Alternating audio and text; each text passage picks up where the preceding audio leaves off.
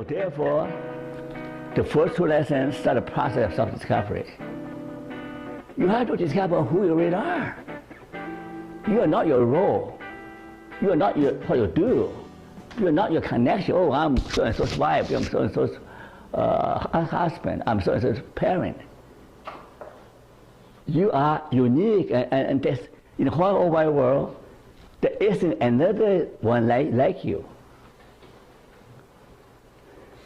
There isn't another one like you. And you have a unique mission in this world. And you have to figure out what it is. Okay?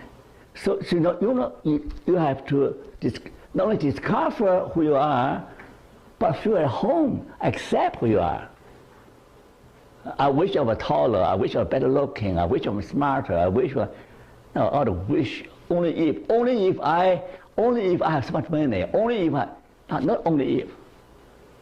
You have to accept life as it is. You have to learn how to relate to your depression.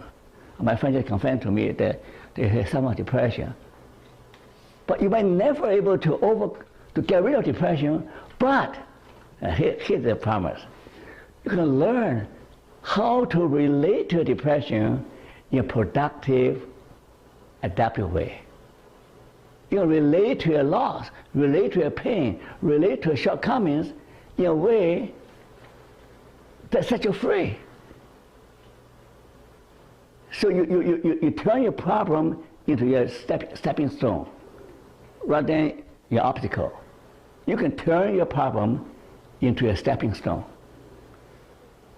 So this is what I promise you, okay? I'm not thinking but by come here, all your problems disappear. I'm saying that if you learn the way of meaning, then you're able to relate to your problems. You're able to learn to live with your problems in a way that's more productive and more meaningful, okay? This is what I promise you, okay? But you have to come regularly and do the lessons. Today, the focus on how to correct up to some of the things that hold you back, okay?